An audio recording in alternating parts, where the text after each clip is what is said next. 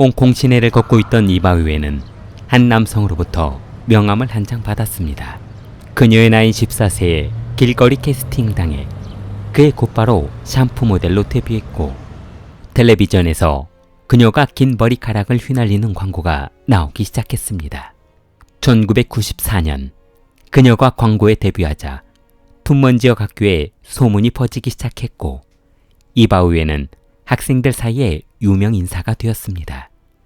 그러나 그녀의 부모는 잦은 부부싸움으로 딸을 돌보지 않았고, 그녀는 친구들과 어울려 다니다 보니 노래방이며 술집을 들락거리다 유흥을 즐기는 친구들과 함께하게 되었습니다. 술 마시며 놀던 친구들은 장소를 옮겨 친구 집으로 가자고 했는데, 야야야, 여기는 장바위원이라고 해. 진짜 좋은 친구인데 부모를 잘못 만나서 이렇게 살고 있어. 야이씨, 무슨 소리야. 야, 이 농담이야, 농담. 여기는 이바우엔이라고 요즘 인싸야, 인싸. 광고 모델이라고. 키 크지, 얼굴 예쁘지, 머릿결 좋지. 야, 쓸데없는 소리 하지 말고 들어와.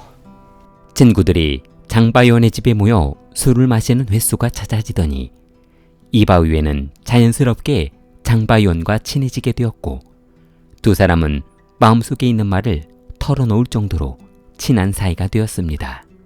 집에 들어가봐요. 부모님들 매일 싸운다며. 그럼 뭐하러 집에 들어가. 그냥 나랑 같이 살자. 그래도 될까? 1994년 두 사람은 동거를 시작했고, 사춘기 시절 불타는 성욕을 절제하지 못하면서 매일 밤 뜨거운 관계를 하고 지냈는데, 얼마 후 화장실에 들어간 그녀는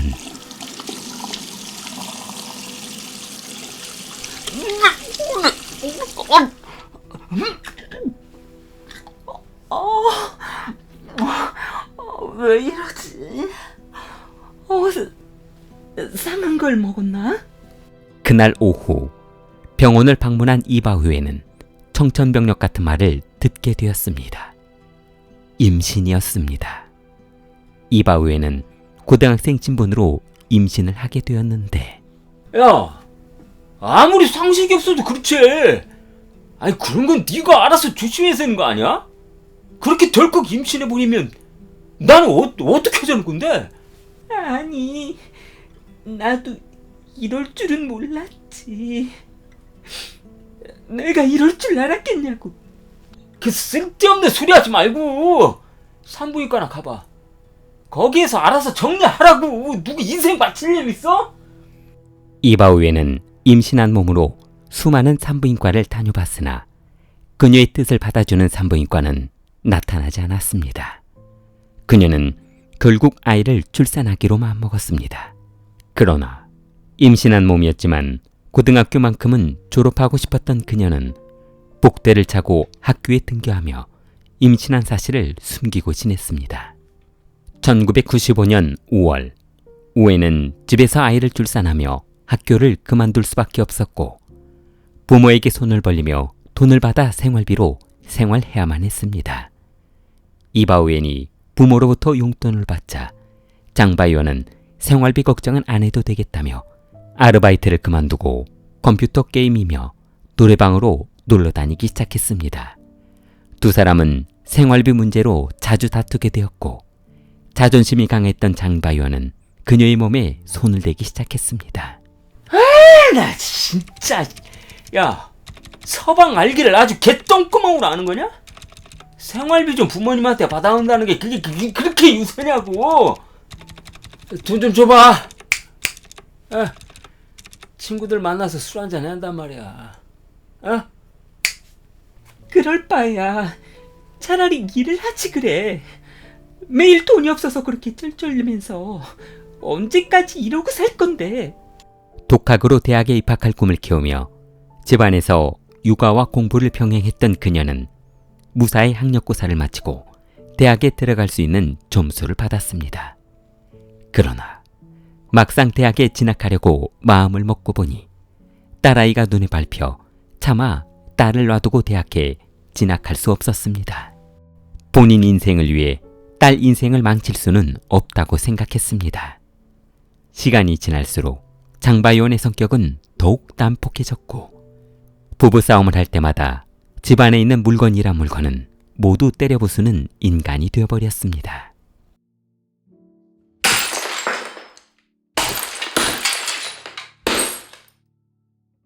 이바우에는 후회하고 있었습니다.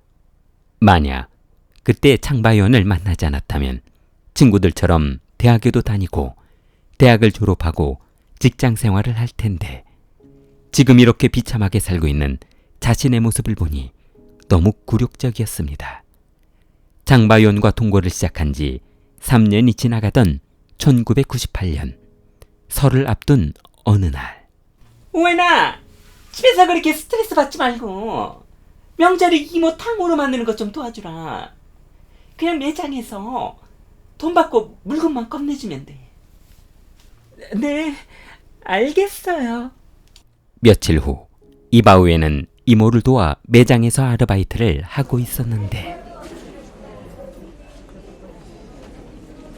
거기 과자 세트하고요. 탕후루 2개만 주세요. 이거요? 얼마예요? 240원이에요. 남성은 주머니에서 돈을 꺼내며 계산을 하려던 중 이바우원의 얼굴을 보고 첫눈에 반해버렸습니다. 저 혹시 실례가 안 된다면 연락처 좀 알 수 있을까요? 연락처를요? 그날 이후 이바우에는 화가로 활동하고 있는 미혼남 유화원을 만나며 내연관계로 지내게 되었습니다.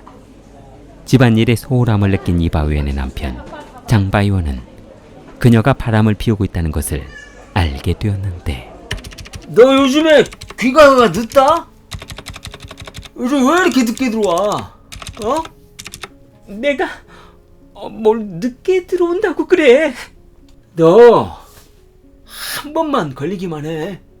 그땐 애 새끼고 뭐고 다 같이 인생 그냥 끝장나는 거야. 알았어? 얼마 후 장바이원은 친구들과 술을 마시고 있었는데 원아, 그 있잖아. 뭔데? 아이, 이런 말 해도 될지 모르겠네. 아이씨, 아이 뭔데 그래? 저 있잖아. 네 부인이 얼마 전에 어떤 남자하고 모텔에서 나오더라고. 아, 이전부터 이런 말을 해줘야 하나 말아야 하나 고민도 많이 했거든. 거기가 어딘데?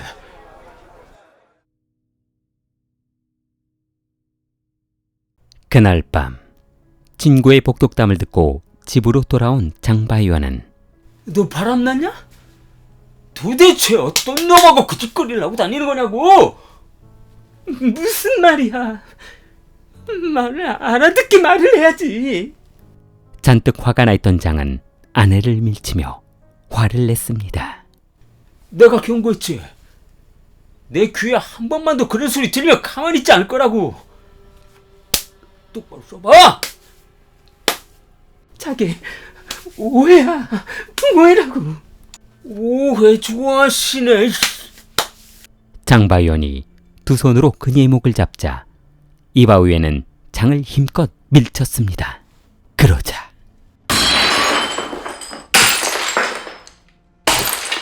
거실 테이블 모서리에 머리를 부딪힌 장바이원은 바르르 떨며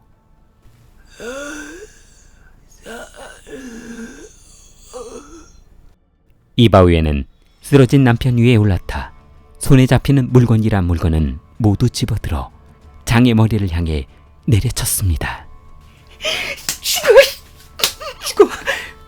죽으라고. 그동안 나를 그렇게 쭈르게 배다녀. 죽어.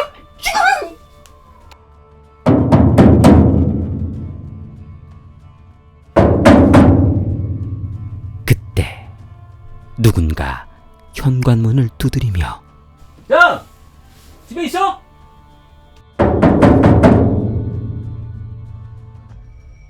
이바우에는 둔기로 남편을 내리치던 동작을 멈추며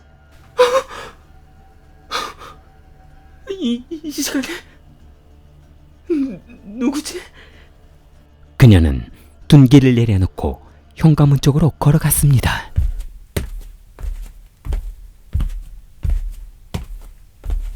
현관문을 살짝 열고 한쪽 눈으로 문 밖을 내다보던 그녀는 깜짝 놀라며 어머, 라오 씨가 이 시간에 무슨 일? 아, 오늘 저녁에 장이 술 한잔 하자고 했거든요. 그런데 아무리 기다려도 안 오길래 혹시 무슨 일 있나 해서요. 네. 자기는 조금 전에 친구 만난다고 나갔어요. 아, 그렇군요. 그럼 저는 이만 가보겠습니다. 오웬이 현관문을 닫으려던 그때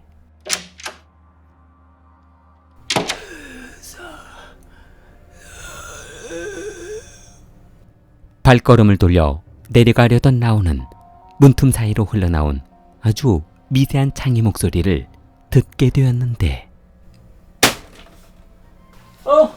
잠시만요. 집안에서 장 목소리가 들리는 것 같은데요? 잠깐 들어가 보죠. 이바우에는 라오가 집 안으로 들어오려고 하자 모든 것을 포기하고 그에게 사실대로 털어놓기로 했습니다. 저 잠시 안으로 들어오실래요? 라오즈청은 오웬이 몸으로 가린 틈으로 어두운 집안을 슬쩍 바라봤습니다. 거실 바닥에 쓰러져 있는 장의 모습을 보고 태어난 척하며 그녀가 하려는 이야기를 들어보기로 했습니다. 사실은요, 남편이 저를 죽이려고 목을 막 조르길래 제가 살짝 밀쳤는데 좀 보시는 것처럼 저렇게 쓰러져 버렸어요. 남편이 안정되면 바로 병원으로 데려갈게요. 그런 일이 있으셨군요. 저는 그런 줄도 모르고. 그럼 잘 화해하시고요. 저는 이만 가보겠습니다.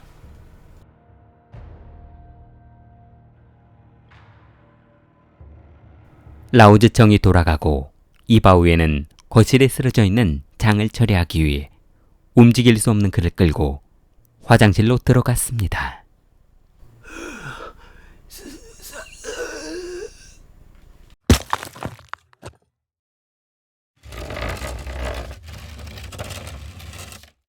그녀는 남편을 화장실에 집어넣고 시신을 처리할 방법을 생각해보니 엄두가 나지 않았습니다. 이바우에는 시신을 처리할 곳을 마땅히 찾지 못하자 집안을 둘러봤습니다. 그러자 절제상자가 그녀의 눈에 들어왔습니다. 집안 한쪽 구석에 있던 절제상자는 가로 1m, 세로 1m의 크기로 집안 잡동사니를 담아두었던 쓸모없는 상자였습니다.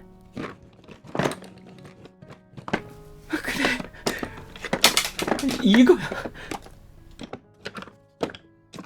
그러나 절제상자는 남편 장의 신체를 담기에는 터무니없이 작은 크기였고 남편과 싸우다 지친 그녀는 일단 잠을 잔 다음 몸이 회복된 상태에서 다시 작업하기로 했습니다. 인근 식당에서 딸과 함께 식사를 마친 그녀는 마트에 들려 커다란 소금 3봉지를 구매했습니다. 집에 돌아오는 길에 딸을 어머니 집에 맡긴 그녀는 집에 돌아온 후 토막내기 시작했습니다. 절제상자를 집어넣고 냄새를 없애려 소금을 쏟아부은 그녀는 나머지 부분이 들어가지 않자 미치겠네. 나머지 것들은 어떡한다? 한참을 생각에 잠긴 그녀는 자기야, 내가 워낙 급해서 그러는데 여기로 좀 와줘야 될 것 같아. 무슨 일인데? 내가 남편을 죽였어. 처리할 방법을 모르겠다고. 알았어. 알았다고. 바로 갈게. 통화가 끝나자 화주는 두 손에 양동이 2개를 들고 그녀의 집으로 바로 달려왔고 집 안에 들어선 그를 보자 왜 이제 와? 유화준이 들고 온 양동이를 바라보던 이바우에는 마트에 가서 중식도 좀 새 걸로 하나 사와. 화준이 중식도를 새로 사오자 두 사람은 절단된 부위를 비닐봉지에 나누어 담았습니다. 봉투 벌려봐. 바라고 다리는 나눠서 담게. 그러면 몸통은 절대통에 들어갈 것 같아. 발과 다리는 비닐봉투에 담아 최대한 먼 곳에 있는 음식물 쓰레기통에 버리고 몸통은 소금에 절여 절제통에 넣어둔 그녀는 마침내 모든 것이 끝났다고 생각하고 딸과 함께 다른 곳으로 떠나기로 했습니다. 2월 14일 발렌타인 기념일을 축하하자며 방문한 친구 리오는 장바연! 제주씨! 제주씨! 현관문을 유심히 바라보던 리우지청은 도어락이 변경된 것을 확인하고 이상한 생각이 들었습니다. 아이씨, 이거 이상한데? 거기 경찰서죠? 잠시 후 경찰이 현장에 도착했고 현관문을 열고 집 안에 들어선 경찰은 숨을 쉴 수 없을 정도로 고약한 시체 썩는 냄새에 고통스러워했습니다. 거실 바닥에는 수많은 소금 봉지가 흩어져 있었고 경찰은 냄새가 진동하는 철제 상자 쪽으로 다가갔습니다. 상자를 열어본 경찰은 이게 뭐야? 며칠 동안 방 안에서 부패할 대로 부패한 장의 시신은 소금 속에 절여 있었고 시신은 손을 댈 수 없을 만큼 부패해 있었습니다. 곧바로 동거녀 이바우엔을 동거에 수배하고 그녀 친구들 지인제 이쪽에 연락해서 빨리 검거하도록 해. 경찰의 수사망이 좁혀오자 다급해진 이바우에는 유화준에게 전화를 걸었습니다. 자기야, 나 아무래도 홍콩을 떠나야 될 것 같아. 그러니까 조금만 좀 도와줘. 마지막으로 부탁할게, 제발. 차라리 자수를 하지 그래. 그래봤자 언젠간 잡히고 말 거라고. 1999년 2월 17일 유화준은 그녀에게 자수를 권했으나 그녀는 마지막까지 도피를 도와달라고 했고 그래 알았어. 내가 준비해서 나갈 테니까 정확히 그 시간에 나와. 화준은 그녀와 약속 장소를 정한 후 경찰에 신고했고 잠복해 있던 경찰은 현장에서 그녀를 검거했습니다. 믿었던 화준의 신고로 도주하려던 그녀의 계획은 산산조각나고 말았습니다. 2월 26일 홍콩 법정에선 그녀는 판사에게 부부싸움으로 인한 정당 방위를 호소했고 남편의 구타에 어쩔 수 없는 행동이었다며 선처를 호소했습니다. 그러나 법원은 그녀에게 살인 혐의로 징역 9년, 시신 유기 혐의로 징역 3년, 총 징역 10년형을 선고했습니다. 아버지도 사망하고 어머니도 구속되어 감옥으로 가게 되자 그녀의 딸 장용희는 고아원에 보내지게 되었고 어린 나이에 위탁가정으로 보내져 새로운 부모를 만나 좋은 환경에서 공부하며 똑똑하고 예의 바른 아이로 성장했습니다. 그러나 그녀가 15세가 되던 사춘기 시절에 친어머니의 진실을 알게 되었고 2014년 7월 중학교 3학년을 다니다 중퇴한 후 약물 중독에 빠져 약물 밀거래와 투약 혐의로 징역 5년 8개월형을 선고받았습니다. 길리를 사랑하는 마음을 좋아요와 구독으로 표현해보세요. 길리였습니다.